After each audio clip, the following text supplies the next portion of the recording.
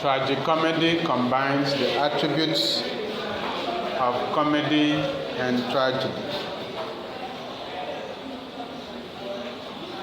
The play usually has a happy sad situation. Happy sad situation.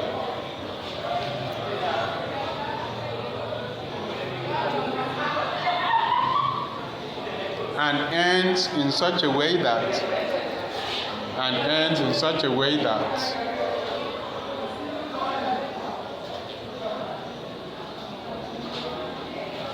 the good characters go home happy. The good characters go home happy, while the rogue characters go home sad. While the rogue characters go home sad. While the rogue characters go home sad.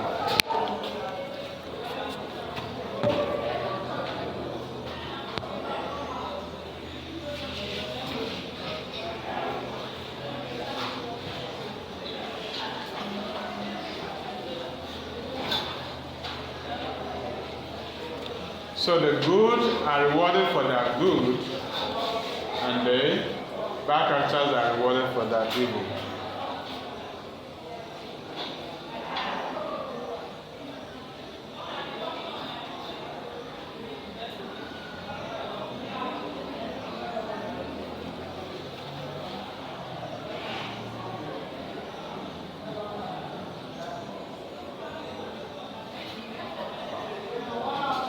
The good characters are rewarded for their good, and the evil characters are rewarded for their evil. A good example of tragicomedy is Merchant of Venice.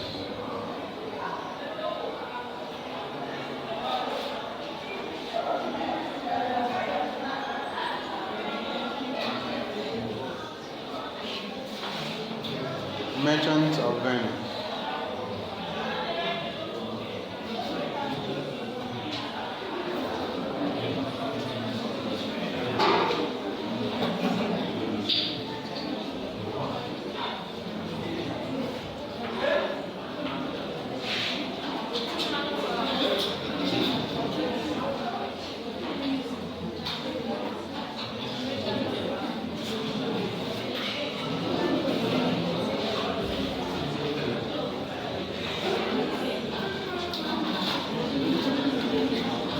Merchant of Venice.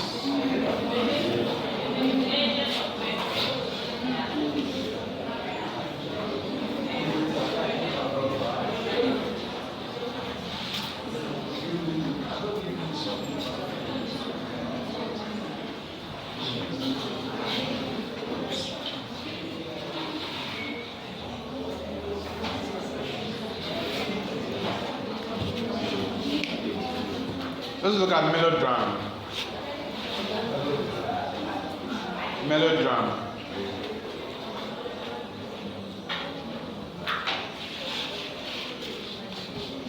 It's a form of tragedy. Melodrama is a form of tragedy.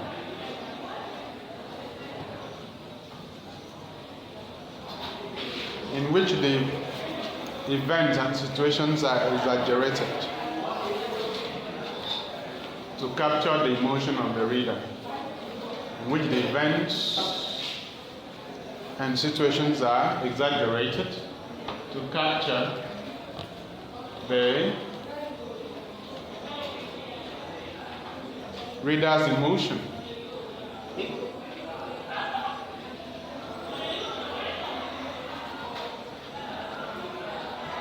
The plot usually lacks situational motivation. The plot of melodrama usually lacks situational motivation.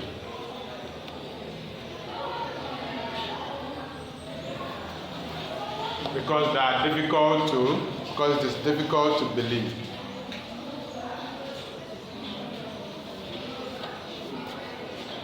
Because the events are difficult to believe.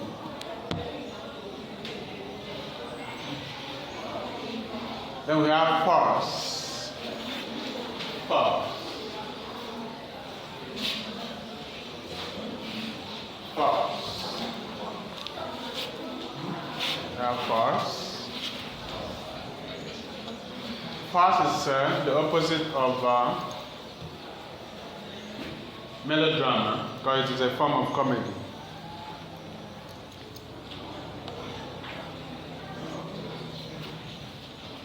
It's the opposite of melodrama because it's a form of comedy. Melodrama is a form of tragedy. But both are related because incidents in both genres are usually exaggerated. Incidents in both genres are usually exaggerated. So in the farce, you have exaggerated incidents.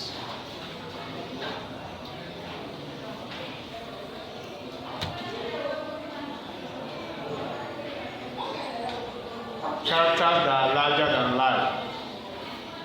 Characters that are larger than life. Exaggerated incidents. Characters that are larger than life.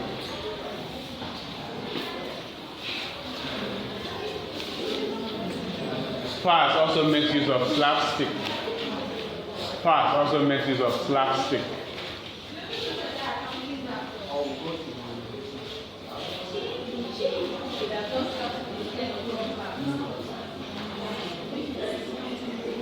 Farce makes use of slapstick and physical comedy.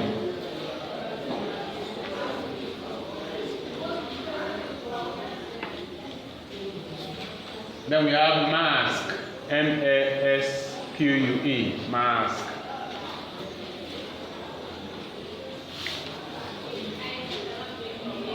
Mask was popular in the 16th century in England. Mask was popular in the 16th century in England.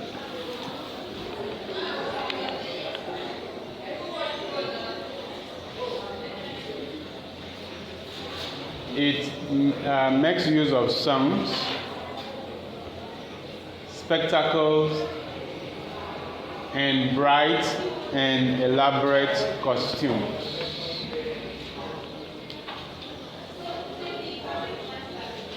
Makes use of songs, spectacles, and bright costumes. In Mask, the characters wear masks. In Mask, the characters wear masks.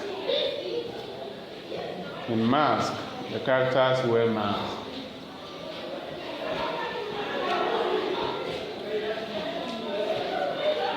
So what you note about Mask is the elaborate costume, bright, beautiful costume. It's a court drama. Everything is spectacular, beautiful. There is dance, there is song, the characters wear masks. Mime, M-I-M-E, mime. Mime.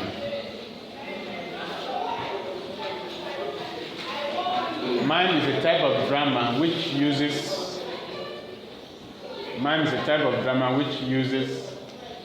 non-verbal language or mute gestures instead of dialogue. Mime uses non-verbal language instead of dialogue. That's mime.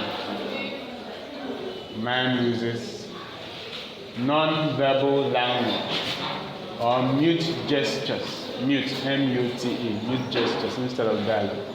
So in mime, no words are spoken. It's a type of drama in which no words are spoken. Have you ever watched that kind of drama before? Okay, no words are spoken.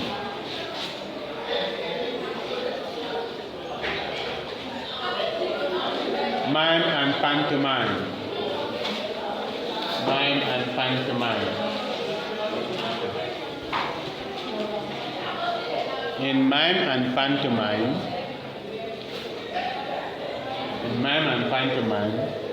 music is combined with mute gestures. In mime and pantomime, music is combined with mute gestures. In mime and pantomime, music is combined with mute gestures. Then you have opera. Opera, O-P-E-R-A. This is a type of drama in which the dialogue are sung. This is a type of drama in which the dialogues are sung. The dialogue is not spoken, but it is put into song. It was popular in Italy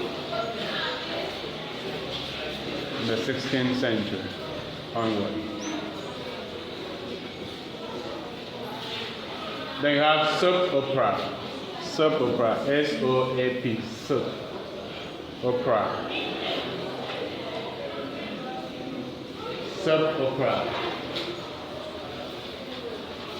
You can simply call it soap in case you hear somebody saying soap. Have you seen the soap? You know? You won't say which soap. What do you want to watch?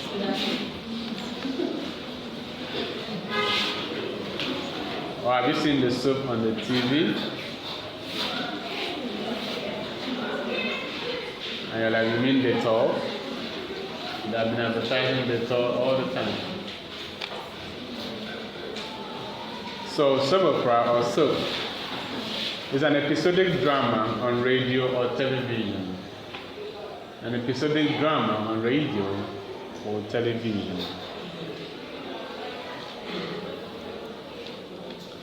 Like Superstory, in which we are all pencils in the hands of the creator. Like the Superstory, in which we are all pencils in the hands of the creator. That's soap, television soap. Superstory is a television soap. Alright? We have interlude. Interlude. Interlude.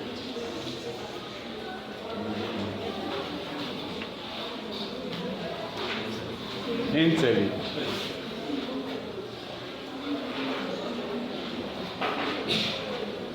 An interlude is a short play that intervenes between two major plays. It was popular in the medieval period. An interlude is a short play that intervenes between two major plays. Interludes were popular in the medieval period.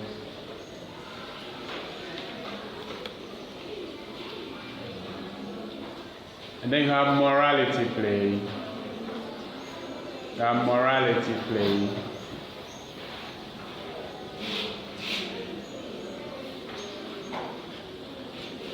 Morality play is a religious drama. It's a form of religious drama. It was popular in the 15th and the 16th century.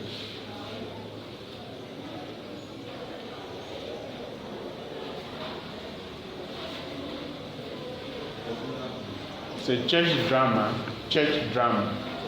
popular in the 15th and the 16th century.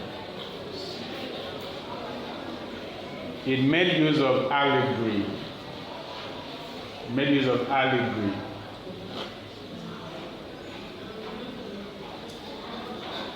In these allegories, virtues and vices were personified. In these allegories, virtues and vices were personified. In these allegories, virtues and vices were personified. For instance, if you say greed was a character. Greed could be a character in morality play. Alright? Same as salvation can be a character in morality play. And it was used to, since it was a church drama, it was used for evangelical purposes, to preach the gospel of Christ to the sinful world. Alright?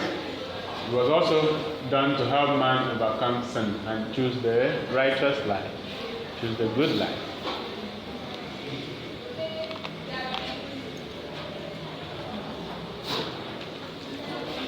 So morality plays were popular in the late medieval period. Popular in the late medieval period.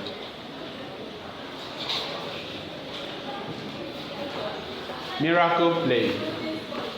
Miracle play. Miracle play.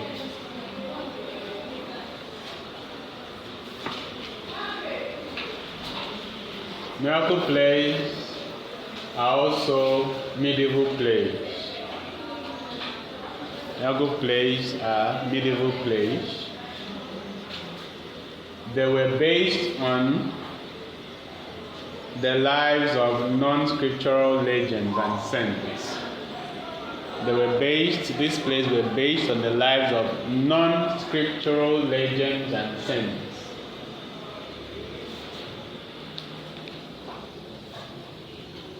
It was also a play based on the Virgin Mary. Also a play based on the Virgin Mary. Miracle play was also based on the life of the Virgin Mary. It was also a play based on non-scriptural legends and saints.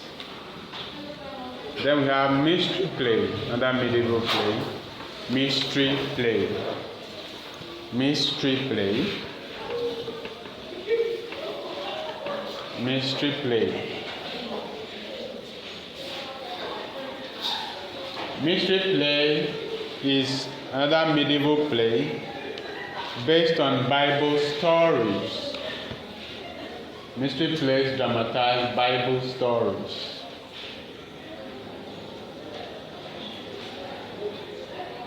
Like the creation story, the birth of Christ, and the Armageddon. Mystery plays dramatize Bible stories based on the Christian scriptures, like the birth of Christ, the creation story, the story about the flood, Noah's flood, the last day, how Elijah defeated the pagan, how fire came down from heaven. All Bible stories.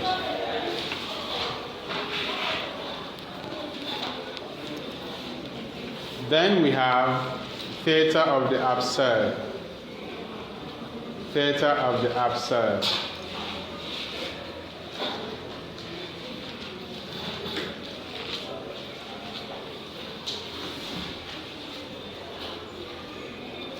Theater of the absurd is a modernist theater.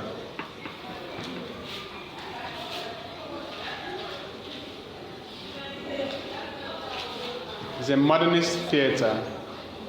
Theater of the absurd is a modernist theater which was popular in the 20th century. It was popular in the 20th century.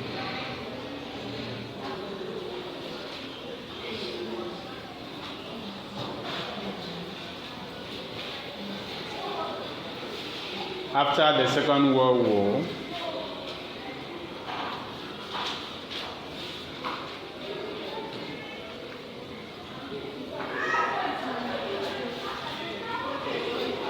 in the theater of the absurd, life is represented as meaningless. Life is represented as meaningless.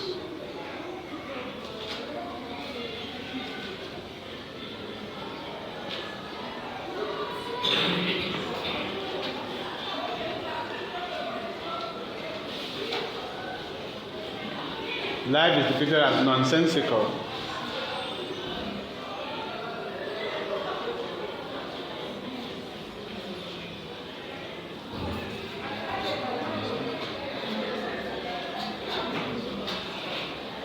and man struggles meaninglessly till death. In theater of the absurd, life has no meaning. Life is a meaningless struggle from birth to death. In theater of the absurd, life has no meaning, but rather life is a meaningless struggle from birth to death.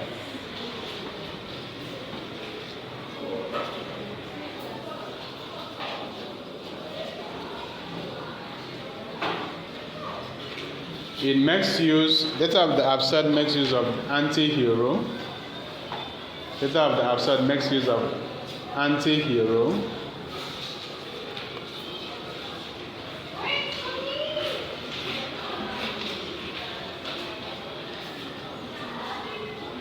Meaningless dialogue. Makes use of meaningless dialogue.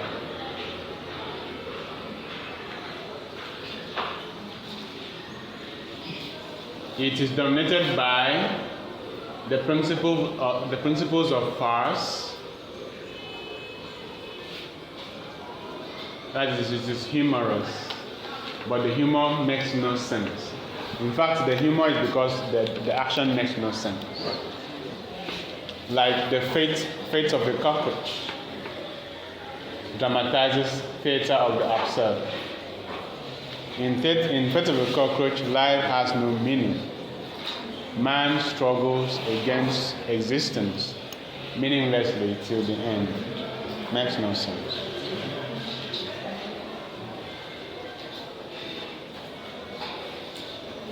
Then we have epic theater. We have epic theater.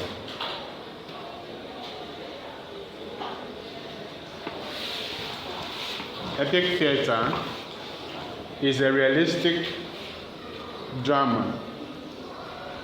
It's a realistic drama that means it tries to depict life as it is.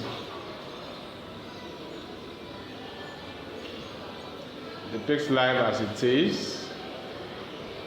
A realistic drama depicts life as it is.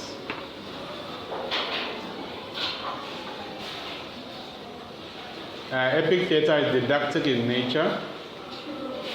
It darkly aims to teach a moral lesson. Epic theater is didactic in nature and aims to teach moral lesson.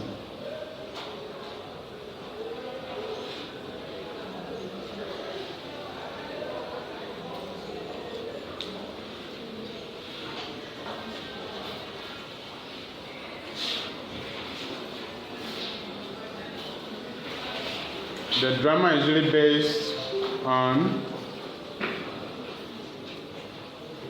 public arguments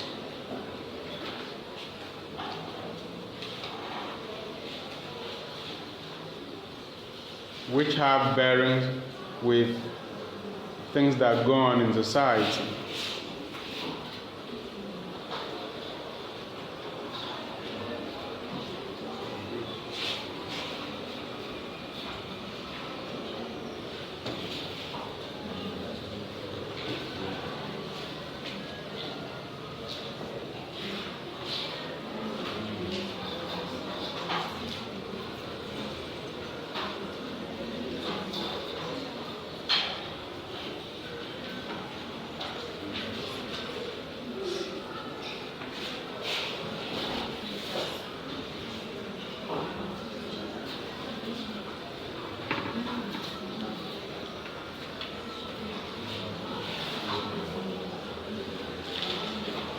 Let's look at elements of drama.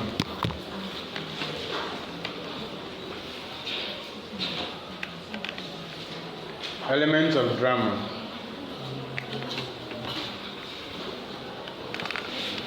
The first element of drama I want to look at is acts and scenes.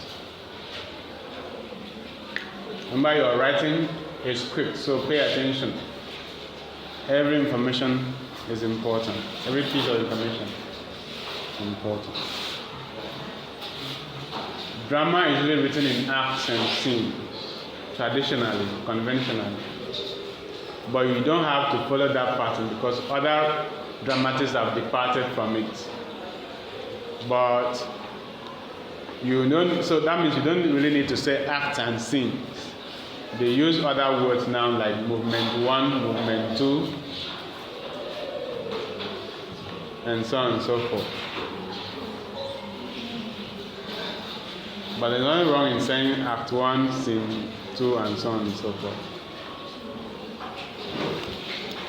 So drama is traditionally or conventionally organized in act and scene. That is the major division of drama.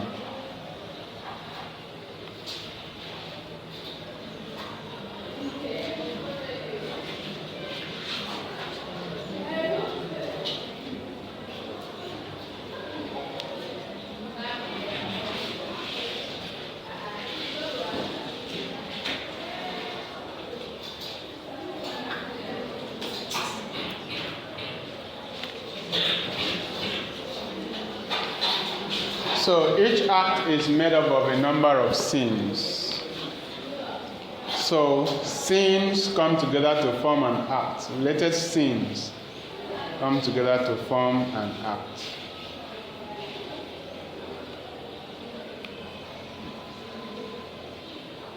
There's really no specific number of acts that a play should have. A play can have one act. Okay? That would be a playlet. Call those ones playlets.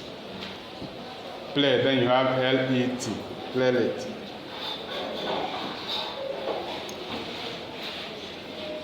That would be the shortest that you will have. But plays usually have acts up to 20. But you must pay attention to performativity, where the play can be performed, which is more important.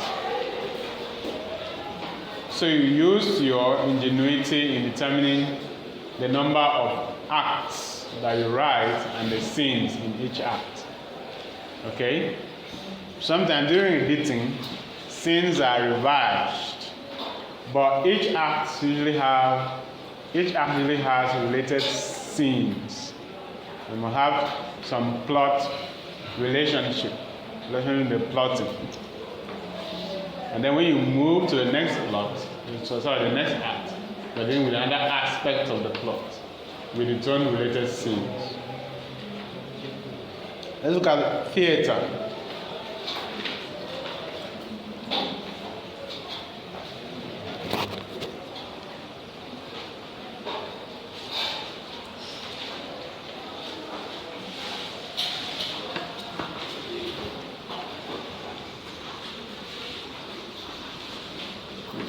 Theater refers to a place where plays are rehearsed and staged.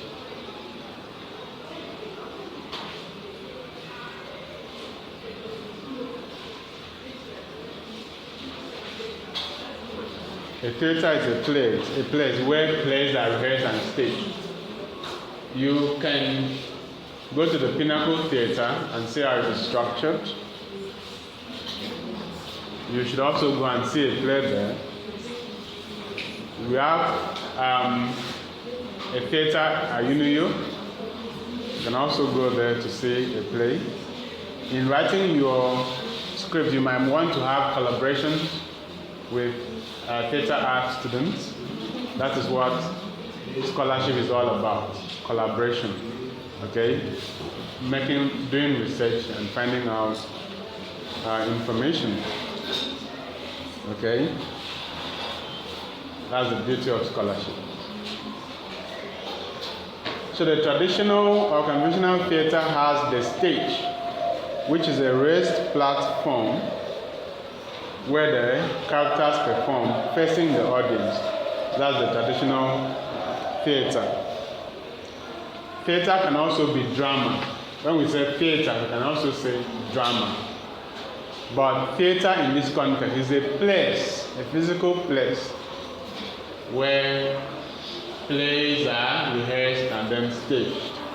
So you need to have those two meanings with you. For example, when we're talking about theater of the absurd, we're not talking about a place, we're talking about drama, type of drama. Okay? You need to understand. So this type of theater, this type of stage where you have a raised platform facing the audience, the raised platform where the actors perform facing the audience, is the proscenium stage. Is the what? The proscenium stage. Proscenium stage. Suppose you can spell it out. The proscenium stage. Proscenium.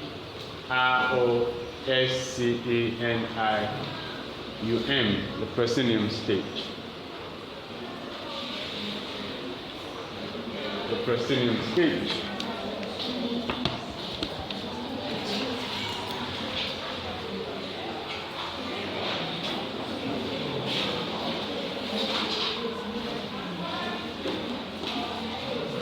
So it's the same stage that you have at the Pinnacle Theatre. They have the proscenium stage. You also have the proscenium stage. The raised platform facing the audience. The opposite of this stage is the theatre in the round. The opposite of this stage is theatre in the round. Theatre in the round.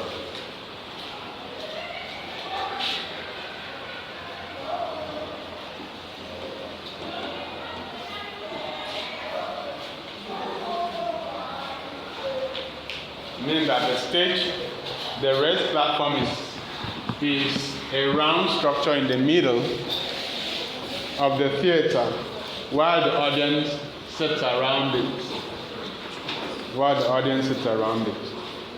In the theater in the round, the stage is situated in the middle of the theater while the audience sits around the stage. That's theater in the round.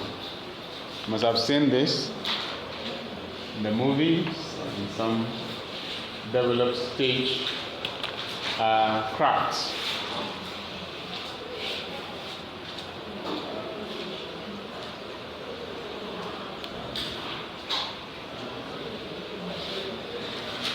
So you can also call it arena stage, central stage, or island stage. If you don't call it theater in the round, you can also call it arena stage, central stage, or island stage. Arena stage, central stage, or island stage.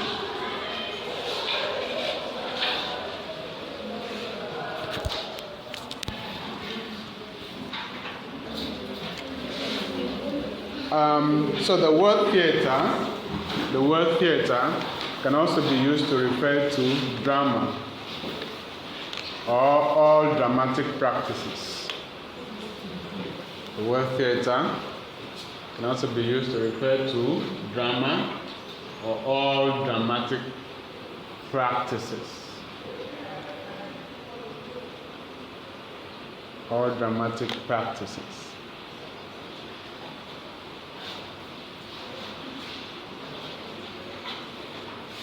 Other notable theater types are black box or studio theater, platform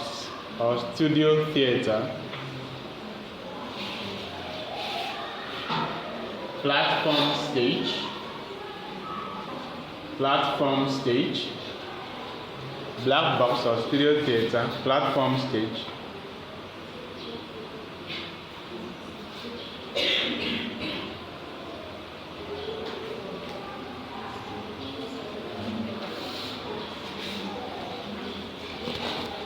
open air theater,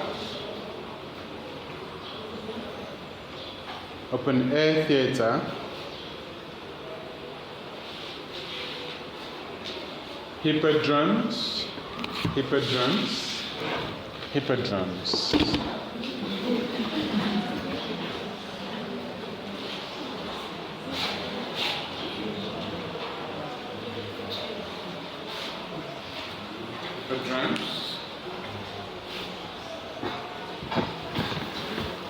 Hippodromes.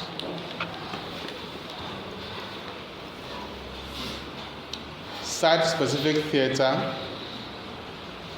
site, S-I-T-E, site-specific theater, and promenade theater, promenade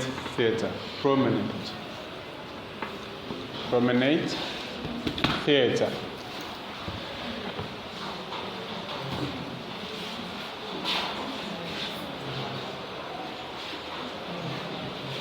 Let's go theater.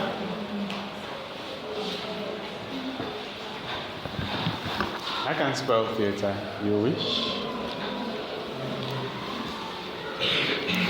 Theater is spelled.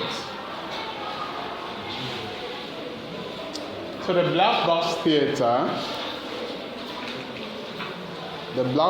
theater consists of a room with 4 walls painted black and a space used for dramatic performances. In the black box theater, we have a room that has 4 walls, all black, all painted black, and the room is used for theatrical performances. The black box theater is a room that is painted black, has 4 walls, and used for performance.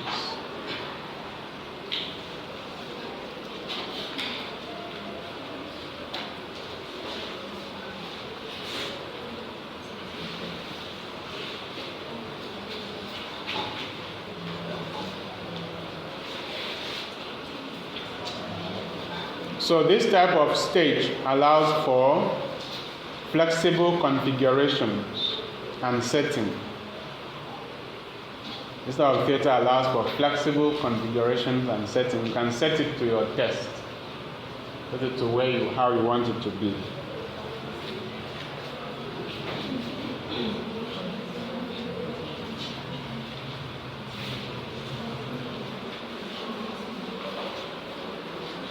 Another name, we have the platform stage. We have the platform stage.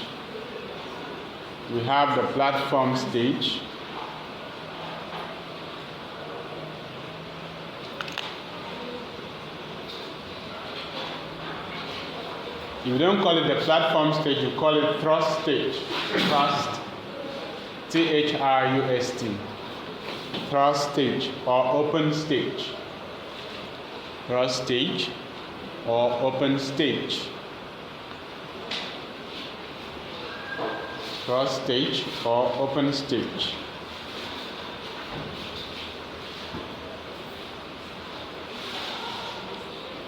In this stage,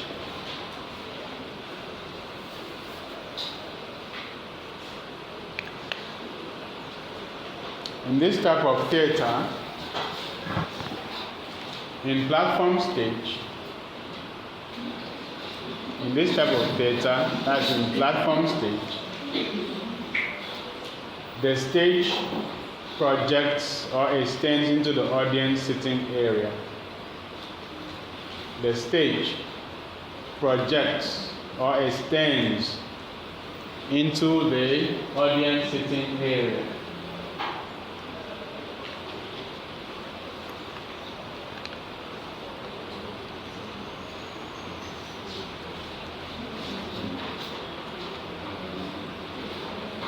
This means that this stage lacks a proscenium. This stage lacks a proscenium because it's not completely separated from the audience. Since the stage projects into the audience sitting area, it lacks a proscenium. Because in the proscenium stage, we have a clear demarcation between where the audience sits and where the actors act. So in the platform stage, the audience sits around the stage on 3 sides. In the platform stage, the audience sits around the stage on 3 sides. On 3 sides.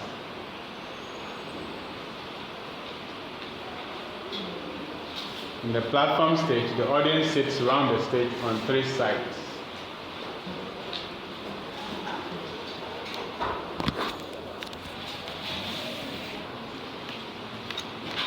Let's look at the hippodrome. The hippodrome.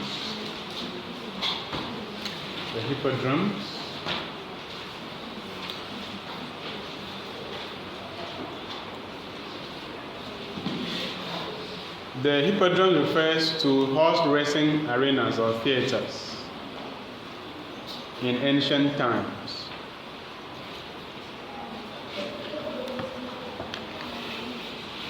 The origin of the hippodromes is linked to horse racing arenas or theaters. Horse racing is a game that is popular in the West, not in Africa. In contemporary use, hippodromes refer to arena theater, where audience sit on all sides of the stage. Hippodromes refer to arena theater, where audience sit on all sides of the stage. That's another form of theater in the round.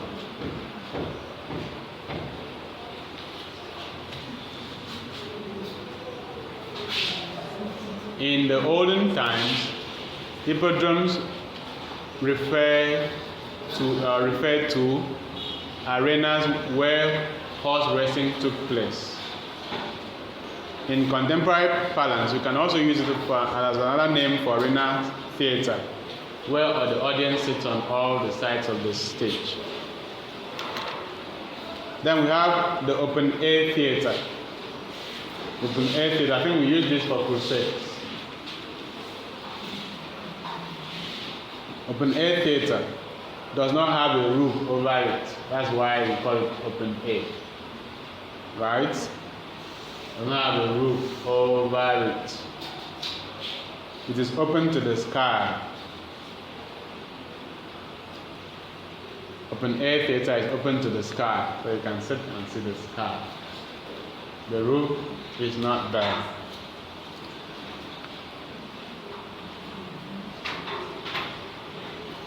So that means that any space can be converted to open air theater. Or you need to set up something and then leave the roof. Then we have site-specific theater. Site-specific theater. We're talking about elements of drama, meaning that these are terms that you use when you want to discuss drama.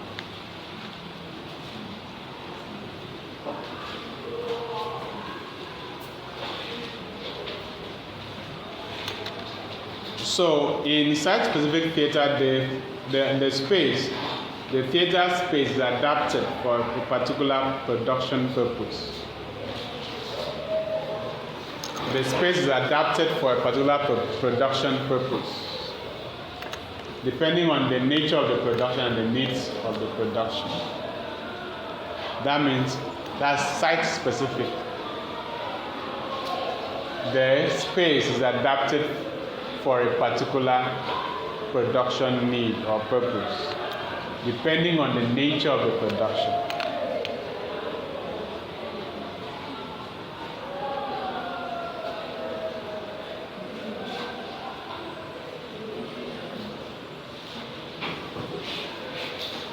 Then the promenade theater is unique in the sense that it allows the audience to move around the theater.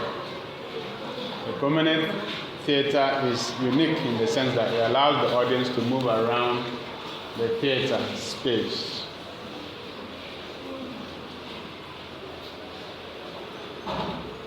So these are the theater types that we have. These are the theater types that we have. Then let's look at the director. Director, all those people who are to assign themselves production roles, pay attention. You have a director.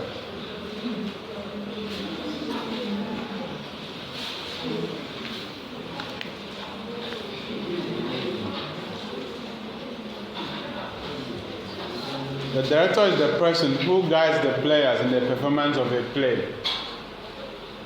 The director is a person who guides the players in the performance of the play.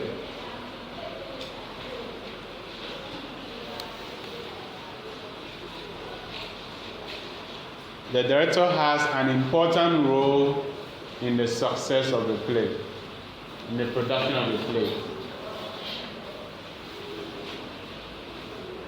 Because the director is the person who selects the players. The director is the person who selects the players.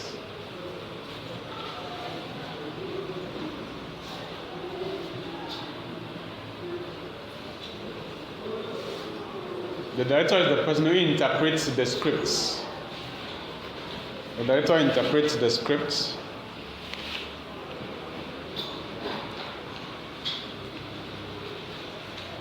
And is the person who directs the play. By directing the play, he guides the players in acting the play stage by stage. He selects the player, he knows who will act which role.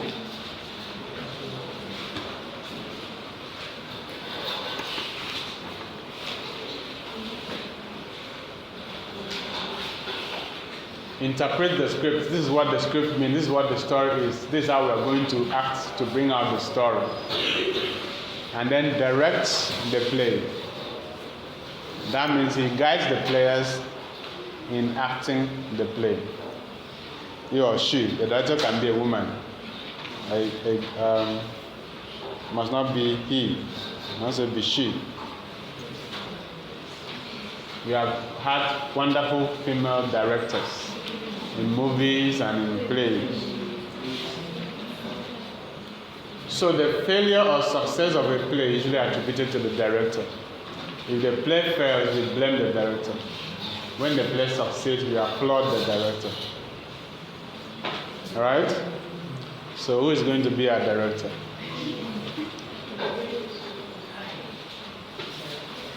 Then the producer. Producer.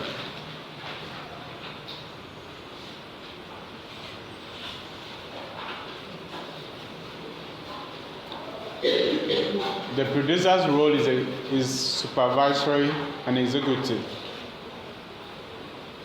The producer's role is supervisory and executive in nature.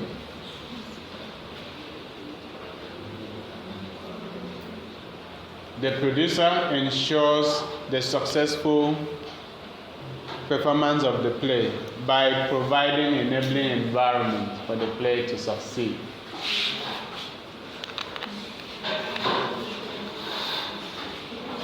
The producer plays executive role and supervisory role, right?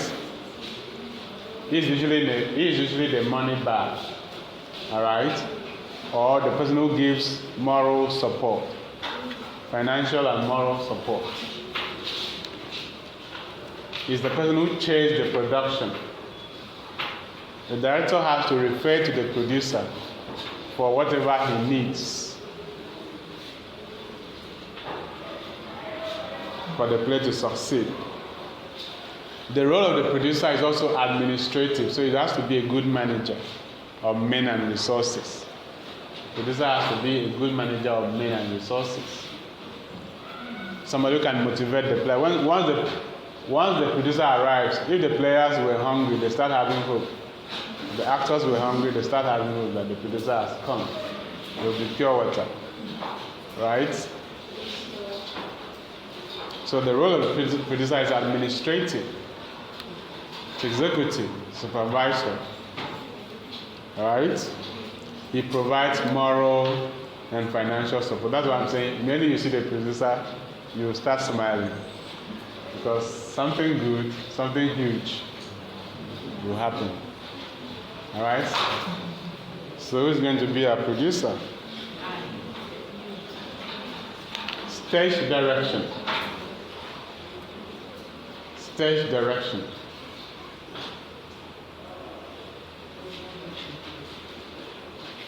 Stage direction is an instruction at the beginning of a scene or in the course of the play to guide actors and directors on how to deliver the play on the stage. Stage direction is a set of instructions at the beginning of the play or in the course of the play to help the actors and the directors to deliver the play on the stage. So while writing the play, you must remember stage direction.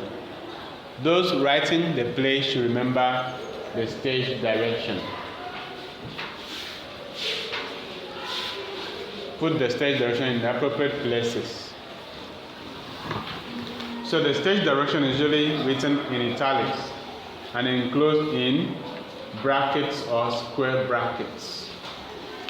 Enclosed in, if you pick up any conventional drama, you'll come across the stage direction.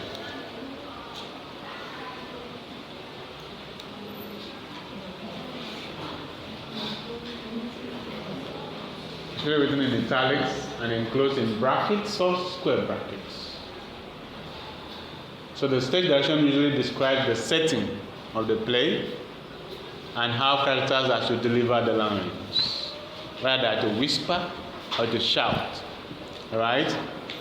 So if the word that a character has to say is go, but the stage direction says whispers, yes, it's right. But if it says shout, that would go, right? So that is good. We see that the stage direction determines a lot of things about the play, how the lines are delivered.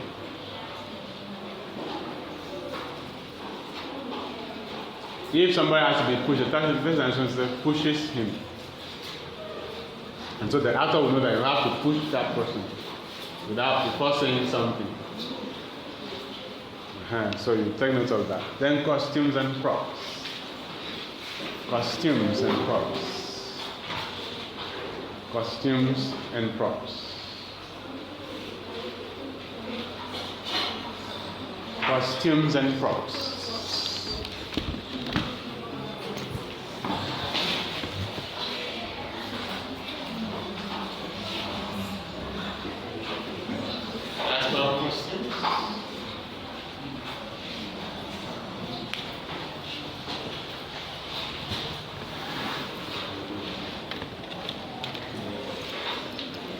Costumes and props are all the items of clothing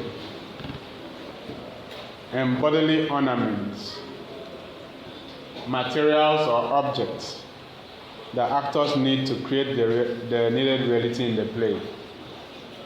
Costumes and props are all the items of clothing,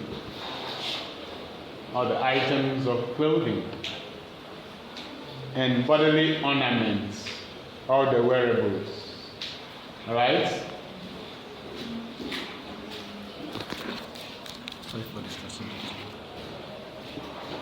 All the items of clothing and bodily ornaments, materials or objects the actors need to do what? To create the needed reality in the play. To create the needed reality in the play.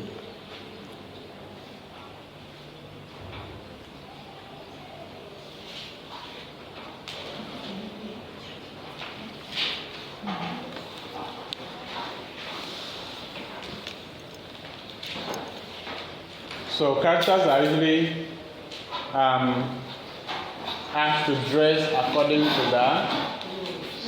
the role. And sometimes the props that the characters carry can also determine the role. Like a king might wear a crown. That crown is prop. Okay, wear bangles, carry relevant task. Or somebody going to the market might carry a basket. Somebody returning from the farm might carry a basket containing fruits. These are props. And these things help you to help the director to achieve the reality. If you say somebody is coming from the farm and the person is dressing as if he's going to church with Bible and suit, is the person coming back from the farm? Nope. So you have to make the reality come alive with the kind of prop and the costume you give to characters. Right. Then you have exit and exit. Exit and exit. Exit and exit. Exit and exit.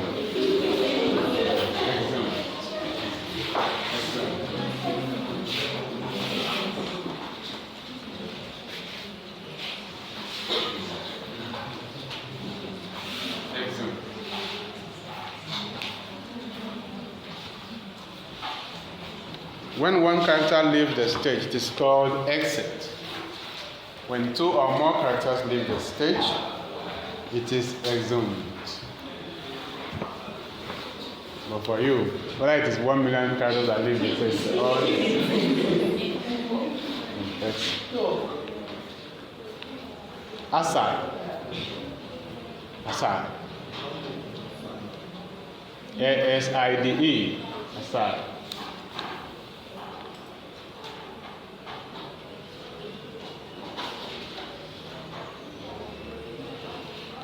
An aside is a remark made by a character in the course of the play, which is intended to be heard only by the audience and not by the other characters present. An aside is a remark made by a character on the stage, which is intended to be heard only by the audience and not by the other characters present on the stage. An aside is a remark made by a character about other characters on the stage, but it's not to be heard by them, it's only to be heard by the audience.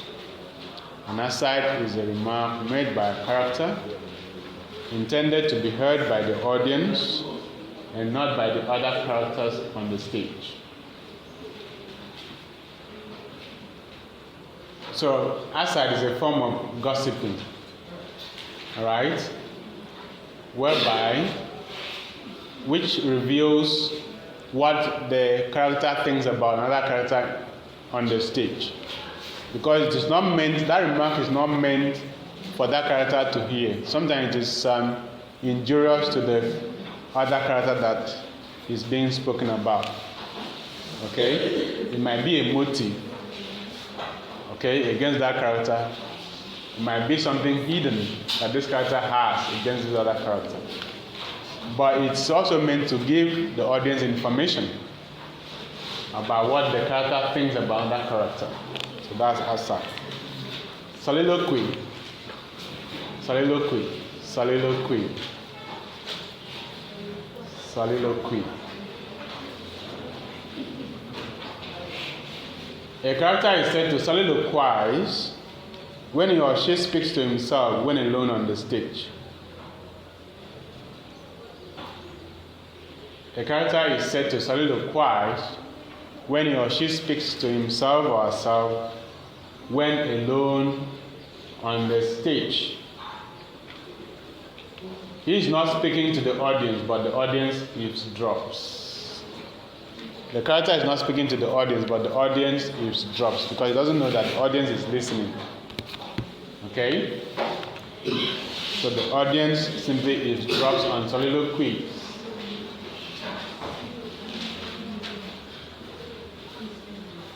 The audience eavesdrops on the soliloquy.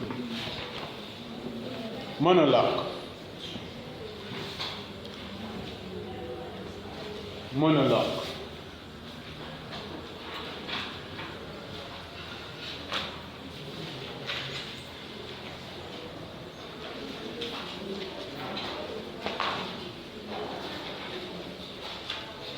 A monologue is a long speech by a character on the stage addressed to the audience.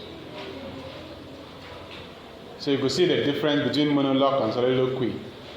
In monologue, a character stands on the stage and addresses the audience in a long speech.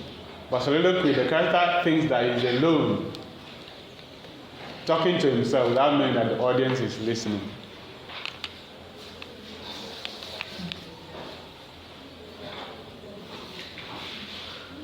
Monologue is a long speech by one character on the stage addressed to the audience. A poem is said to be a monologue when only one voice is heard throughout the poem.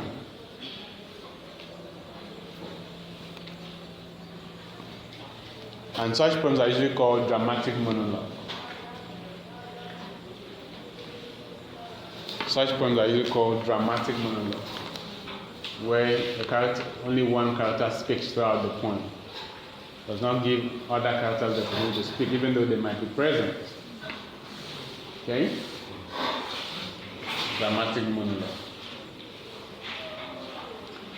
Then let's look at dramatic irony. Dramatic irony.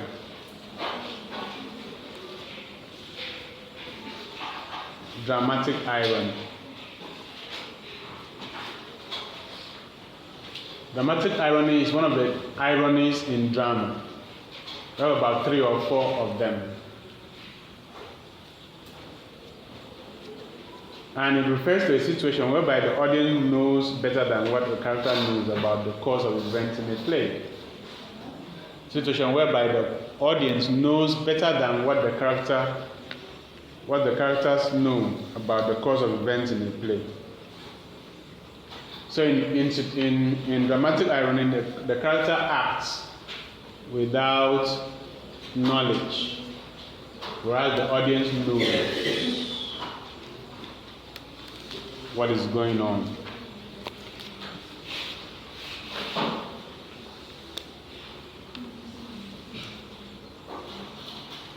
Character acts in ignorance, but the audience knows. Verbal irony. When a character says something that differs sharply from what the audience knows, that's verbal irony. When a character says something that differs sharply from what the audience knows, that's verbal irony.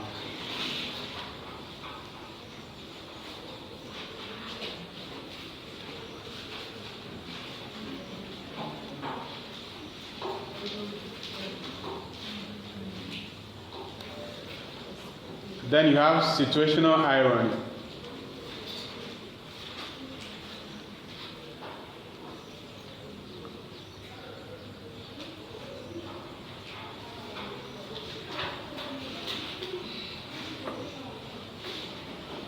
Situational irony occurs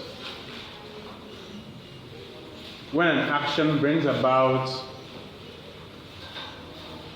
a completely different result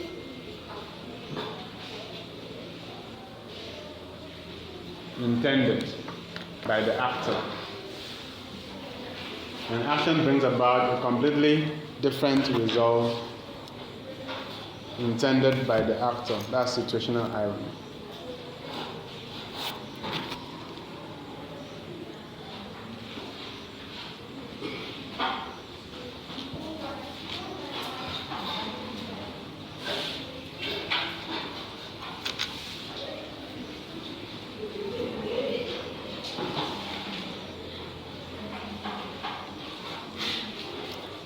Then we have structural irony. Structural irony. Structural irony is based on it's a kind of irony that is based or as a result of how the play is structured. How the play is structured.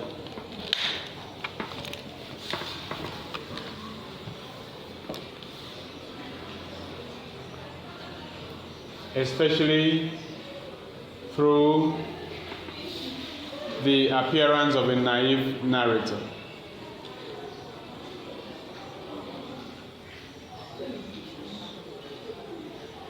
Who tells the story against himself.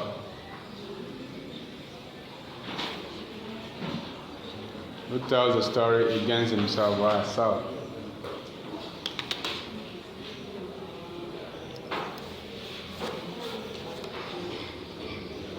Irony can arise based on how the play is structured or narrated. So, if the irony is as a result of the structuring of the play, then it is structural irony. It is usually done through the use of naive narrator, or you may call him unreliable narrator, who tells the story against himself because of his ignorance.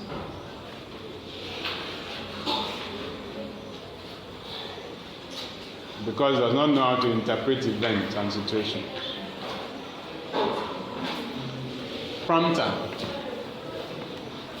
Prompter. Prompter. From prompt, you have ER. Prompter. A prompter is a person who stays out of sight to remind actors of forgotten lines. A prompter is a person who stays out of sight to remind actors of forgotten lines during a performance. Actors are human beings. They are very good at memorizing lines, and sometimes they forget. So the prompter is always with the script, following what the actors are saying. If they miss a line, he will cue them. He will not tell them everything, he simply cue them, because when you cue an actor, he will remember everything. Right? So you will cue them, tell them, you give them, you will supply with them the next word that they're supposed to use. Whispers. Does it in a subtle way so that the audience don't know that something has gone wrong in the production. Right? Good. So in production, you are not, even when something goes wrong, you can use it through creativity. Cover it up so that no one knows. Only you in the production team that knows that it has not gone the way you want it, but the audience shouldn't know, should never know. Alright, so it's not the place that you just to say, Akun, why are you doing this? You are not supposed to do this, why are you doing it? No, you simply cover it up through creativity and the drama flows on. The audience doesn't know, only you guys know that something has happened. So there's no time there to start quarreling and frowning faces or fighting with people or boxing people on the stage that they didn't do what they were supposed to do. Right? You have to be creative, you have to be spontaneous, and so that you cover it up. Then suspense.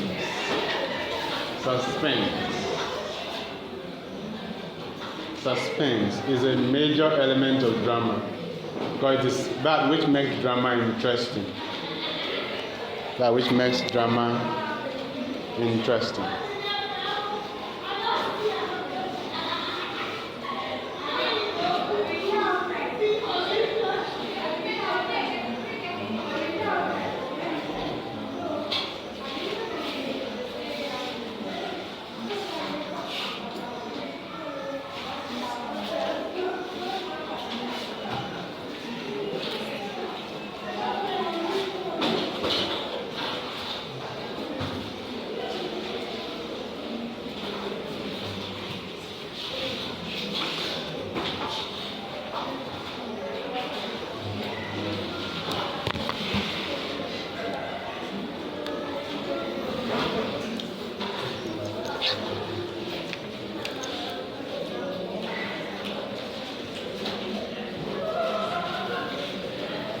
So it is suspense is achieved through the withholding of important pieces of information from the audience to sustain their interest in the drama till later. To sustain their interest in the drama till later. To sustain their interest in the drama till later.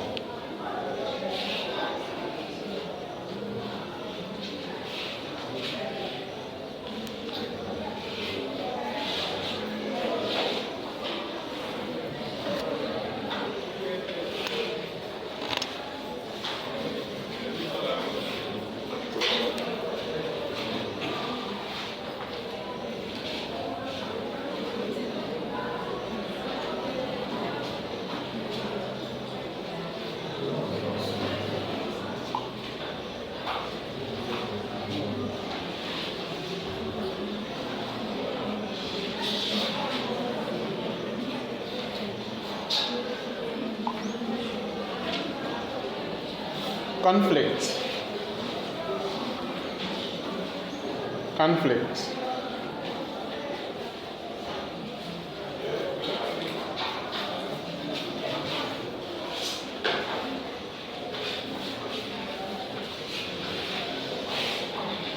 Conflict.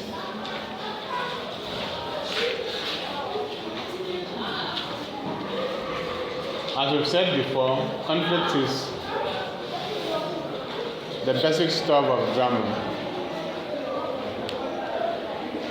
Because without conflict, there is no drama. Without conflict, there is no drama. Without conflict, there is no drama. Conflict refers to the opposition or struggle between two parties or two forces in drama. The struggle between good and evil, light and darkness.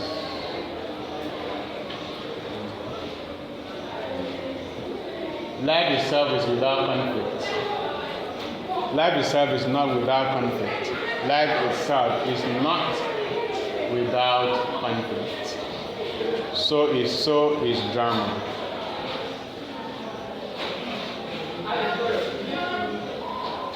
Drama has conflict.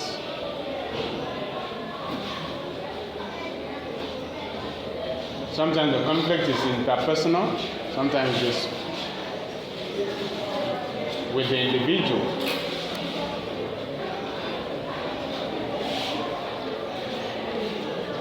Climax and anticlimax. Climax and anticlimax.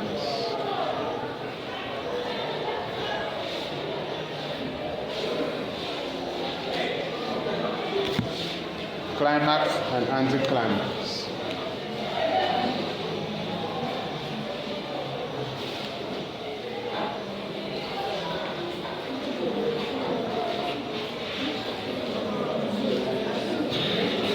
Climax is the most tense and exciting part of a play. Climax is the most tense and the most exciting part of a play.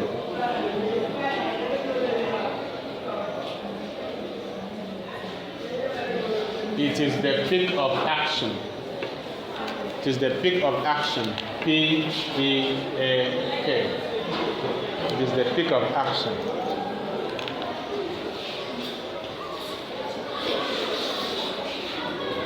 Climax is usually made possible by the way the events in the play are arranged. By the way the events in the play are arranged.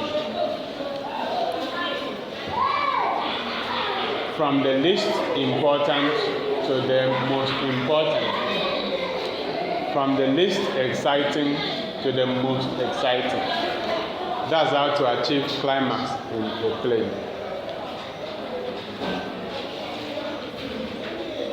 So, it is the duty of the writer to script the play in such a way that it builds the action to the highest point of tension, which is the climax. The opposite of that would be anticlimax. The opposite of that would be anticlimax, where you begin with the most important action and then you go down to the least important. Now, anticlimax is a term that is used to show a badly written play, where the action has not been crafted in such a way that will lead to climax. Alright? So anticlimax might be a term for a badly crafted, badly plotted play. Because conventionally the play is supposed to lead to a climax, where the least pleasurable action is placed first, till you get to the most exciting action. So if you are going to craft a play, you are going to write a play, you have to pay attention to arrange the events in such a way that the most exciting part comes last, where you have the climax. Okay? Then you have denouement and or resolution. Denouement or resolution. Denouement or resolution.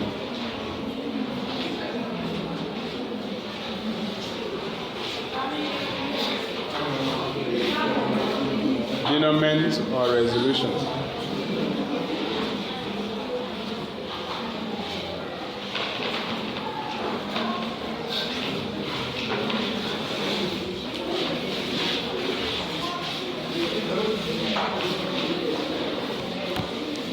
This follows the climax.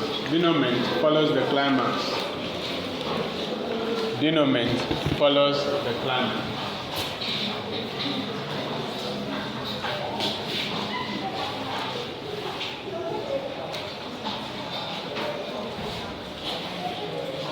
Denouement follows the climax. You don't call it denouement, you call it resolution. It is the point in the plot where all the remaining conflicts are resolved. It's the point in the plot where all the remaining conflicts are resolved. The point in the plot where all the remaining conflicts are resolved.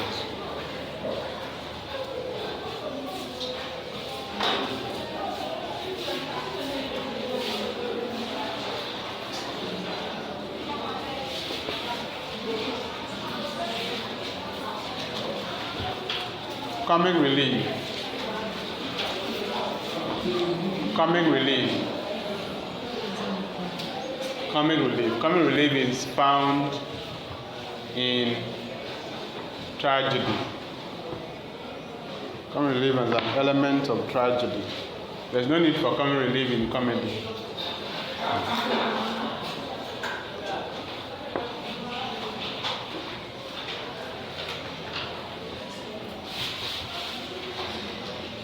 So comic relief refers to a scene in tragedy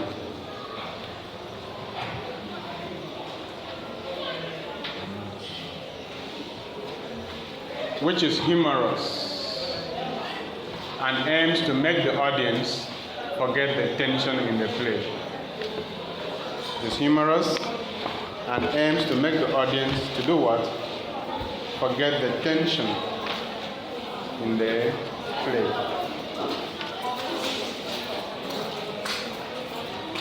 Forget the tension in the play.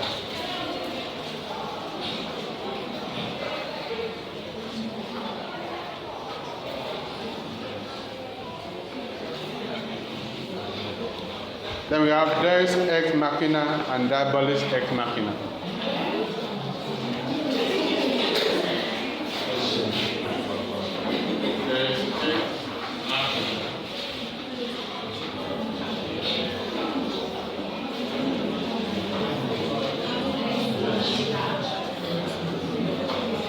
Deus ex machina and Diabolus ex machina.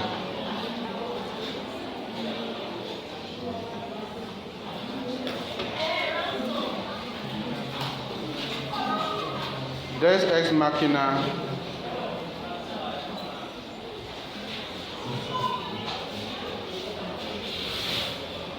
was popular in Greek tragedy, in Greek drama.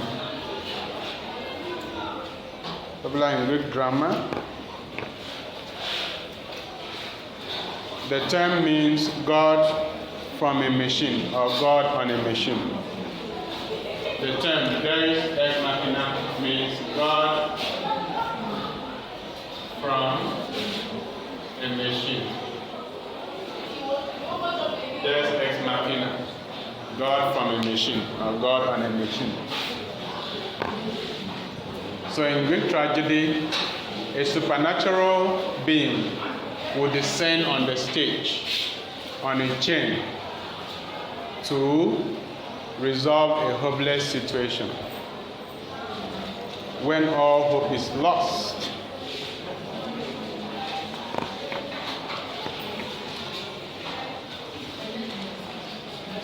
So it's an intervention by the supernatural in Greek drama. But because the supernatural force descends on a chain to disrupt whatever was evil was going to happen, that's why it's God from a machine. There's ex machina. So something terrible is about to happen to someone, and there's no hope. And then suddenly that happens. So there's ex machina. It is a plot resolution strategy. It is a plot resolution strategy.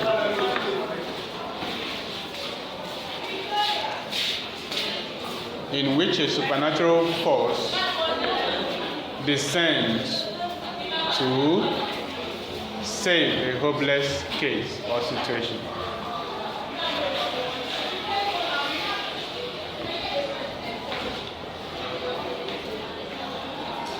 So something bad is going to happen, and then suddenly salvation arrives. There's ex machina. That means God has come to intervene. The opposite is diabolus ex machina. In this case, things are going well, and suddenly tragedy happens from nowhere. Something bad happens and disrupts everything. Okay, we'll just stop there for today.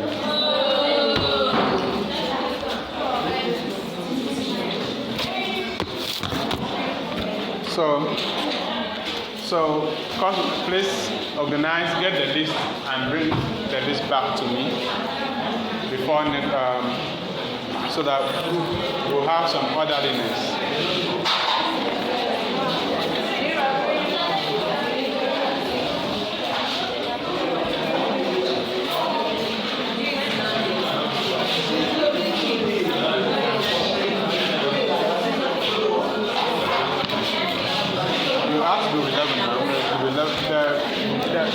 You have to create group 11 and 12 because they did not exist before now.